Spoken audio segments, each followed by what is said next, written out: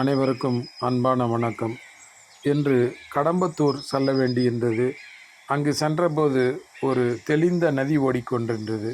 அது என்ன நதி என்று உற்று நோக்கி பார்த்தால் தூய கூவம் நதியாக ஓடிக்கொண்டிருந்தது. அங்கு சென்று குளித்துவிட்டு அதன் கரையிலிருந்து உங்களுடன் உரையாடி கொண்டிருக்கிறேன்.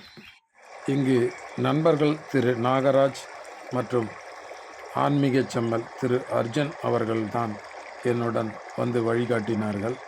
அன்று இந்த நதியில் திருஞான சம்பந்தரும் நீராடி நீரு பூசி கூவநாத ஈசனை வழிபட்டிருக்கிறார்.